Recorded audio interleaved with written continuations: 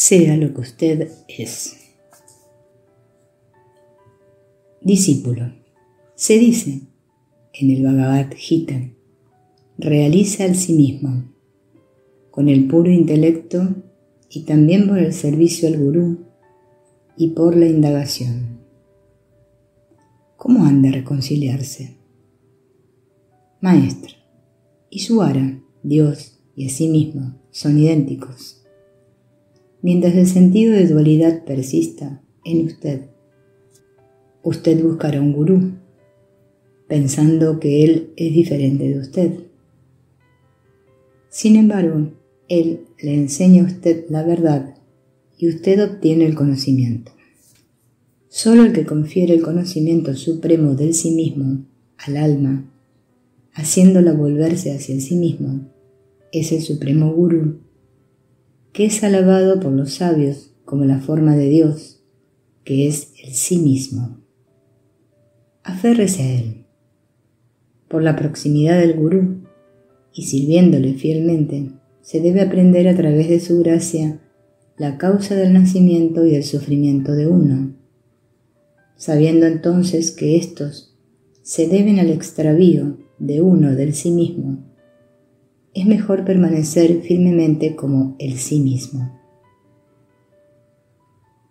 Aunque a aquellos que han abrazado y que siguen firmemente la vía de la salvación, puede acontecer a veces que se aparten de la vía védica, bien sea debido al olvido o bien a algunas otras razones, sepa que en ninguna ocasión deben ir contra las palabras del gurú. Las palabras de los sabios aseguran que si uno hace un agravio a Dios, puede ser rectificado por el gurú, pero que un agravio hecho a un gurú no puede ser rectificado ni siquiera por Dios. Para el que, debido a un raro, intenso y abundante amor, tiene una fe completa en la mirada de la gracia conferida por el gurú, no habrá ningún sufrimiento y vivirá en este mundo como el rey de los dioses. La paz, la única cosa que es deseada por todos, no puede ser alcanzada de ninguna manera por nadie, en ningún tiempo, en ningún lugar, a menos que se obtenga la quietud de mente a través de la gracia del Maestro interno. Por lo tanto, busque siempre esa gracia con una mente despierta. Discípulo. Hay discípulos de Bhagavan que han tenido su gracia y que se han realizado sin ninguna dificultad considerable. Yo también quiero tener esa gracia. Siendo una mujer y viviendo a una larga distancia, no puedo permitirme a mí misma la sagrada compañía de Maharshi, tanto ni tan a menudo como yo querría. Posiblemente no pueda volver aquí de nuevo. Suplico la gracia de Bhagavan. Cuando esté de regreso en mi lugar, quiero recordar a Bhagavan, que Bhagavan acepte conceder mi súplica. Maestro, ¿a dónde va a ir usted? Usted no va a ninguna parte. Incluso, suponiendo que usted fuera su cuerpo, ¿ha venido su cuerpo desde Lucknow a Tiruvannamalai? Usted simplemente se ha sentado en el autobús y un transporte u otro se ha movido. Y finalmente usted dice que usted ha venido. El hecho es que usted no es el cuerpo. El sí mismo no se mueve. El mundo se mueve en él. Usted es solamente lo que usted es. No hay ningún cambio en usted. De modo que, inclusive, después de lo que aparece como su partida de aquí, usted está aquí y allí y por todas partes. Solo las escenas cambian. En cuanto a la gracia está dentro de usted. Si es externa, es inútil. La gracia es el sí mismo. Usted jamás está fuera de su operación. La gracia está siempre aquí. Discípulo. Quiero decir que cuando recuerde la forma de usted, mi mente se fortalezca y vendrá de su lado una respuesta también. Que no me quede solo con mis esfuerzos individuales, los cuales después de todo son muy débiles. Maestro, la gracia es el sí mismo. Ya lo he dicho, si usted recuerda a Bhagavan, usted es empujado a hacerlo por el sí mismo. ¿No está la gracia ya ahí? ¿Hay algún momento en que la gracia no esté operando en usted? Su recordación es el heraldo de la gracia. Esa es la respuesta. Eso es el estímulo. Eso es el sí mismo. Y eso es la gracia. No hay ningún motivo para la ansiedad. Discípulo. ¿Puedo dispensarme de la ayuda exterior y por mi propio esfuerzo obtener la verdad más profunda por mí mismo? Maestro. El hecho mismo de que usted esté poseído por la búsqueda del sí mismo es una manifestación de la gracia divina. Ella brilla en el corazón, el ser interno, el sí mismo real. Tira de usted desde dentro. Usted tiene que intentar entrar desde afuera. Su intento es la búsqueda ardorosa. El profundo movimiento interior es la gracia. Por eso es por lo que digo que no hay ninguna búsqueda real sin gracia. Y tampoco hay ninguna gracia activa para el que no busca el sí mismo. Ambas son necesarias. Discípulo. ¿Cuánto tiempo es necesario un gurú para la realización del sí mismo? Maestro. El gurú es necesario mientras hay ignorancia. La ignorancia se debe a la limitación autoimpuesta, pero errónea, del sí mismo. Dios, cuando es adorado, confiere constancia en la devoción, la cual conduce a la sumisión. Cuando hay sumisión devota, Dios muestra su misericordia, manifestándose como el gurú. El gurú, de otra manera, Dios, guía al devoto, diciendo que Dios está dentro y que Él no es diferente del sí mismo. Esto conduce a la introversión de la mente y finalmente a la realización. Discípulo. Si la gracia es tan importante, ¿cuál es el papel del esfuerzo individual? Maestro. El esfuerzo es necesario hasta el estado de realización. Inclusive entonces el sí mismo debe hacerse espontáneamente evidente. De otro modo la felicidad no será completa. Hasta este estado de espontaneidad debe haber esfuerzo, en una forma u otra. Hay un estado más allá de nuestros esfuerzos o no esfuerzos. Hasta que se realiza, el esfuerzo es necesario. Después de saborear tal felicidad, aunque sea solo una vez, uno intentará recuperarla repetidamente. Una vez experimentada la felicidad de la paz, nadie quiere estar fuera de ella o entregarse a ninguna otra actividad. Discípulo. ¿Es necesaria la gracia divina para alcanzar la realización?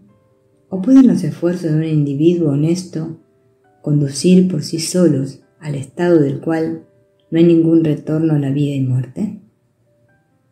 Maestro. La gracia divina es esencial para la realización. Le conduce a uno a la realización de Dios. Pero tal gracia se confiere solamente a aquellos que se han esforzado dura e incesantemente sobre la vía hacia la liberación. Discípulo. ¿Tiene la distancia algún efecto sobre la gracia? Maestro. El tiempo y el espacio están dentro de nosotros. Usted está siempre en su sí mismo. ¿Cómo puede afectarle el tiempo y el espacio? Discípulo. En la radio, aquellos que están más cerca oyen más pronto. Usted es hindú, nosotros somos americanos. ¿Supone esto alguna diferencia? Maestro. No. Discípulo. Inclusive los pensamientos son leídos por otros. Maestro. Eso muestra que todos somos uno. Discípulo. ¿Siente Bhagavan por nosotros y nos muestra su gracia? Maestro. Usted está sumergido hasta el cuello en agua y sin embargo pide agua a gritos. Vale lo mismo decir que uno está sumergido en agua y que se siente sediento, o que un pez en el agua siente sed, o que el agua misma siente sed. La gracia está siempre aquí. La no pasión no puede ser adquirida, ni tampoco la realización de la verdad, ni la inherencia en el sí mismo, en la ausencia de la gracia del gurú. Pero la práctica es también necesaria. Permanecer en el sí mismo por los propios esfuerzos de uno es como amansar a un toro bravo, encerrado en un establo, tentándole con hierba jugosa e impidiéndole extraviarse. Discípulo, recientemente me he tropezado con una canción tamil, en la cual el autor se lamenta de que él no es como el tenaz mono pequeño, que puede agarrarse a su madre fuertemente, sino más bien como un gatito gimiente que debe ser llevado por el cuello en las fauces de su madre. El autor, por lo tanto, ruega a Dios que se haga cargo de él. Mi caso es exactamente el mismo. Usted debe tener compasión de mí, Bhagavan. Sujéteme por el cuello y vea que no me caigo ni me hiero. Maestro, eso es imposible. Es necesario a la vez que usted se esfuerce y que el gurú ayude. Discípulo, ¿cuánto tiempo le llevará a uno obtener la gracia del gurú? Maestro, ¿por qué desea usted saberlo? Discípulo, para que me dé esperanza. Maestro, ese deseo mismo es un obstáculo. El sí mismo está siempre aquí, no hay nada sin él. Sea el sí mismo, y los deseos y las dudas desaparecerán. La gracia es el comienzo, el medio y el fin. La gracia es el sí mismo.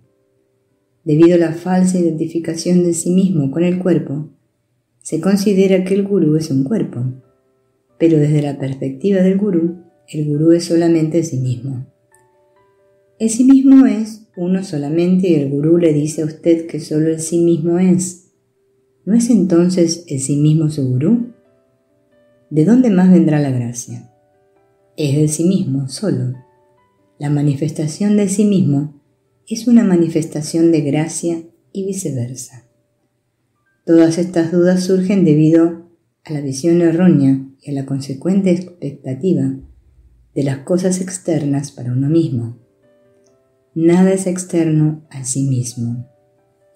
Capítulo 9. Silencio y satsanga.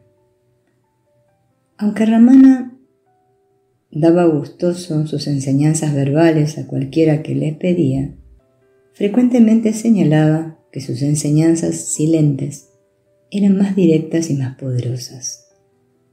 Estas enseñanzas silentes consistían en una fuerza espiritual que parecía emanar de su forma, una fuerza tan poderosa que él consideraba que era el aspecto más directo e importante de sus enseñanzas.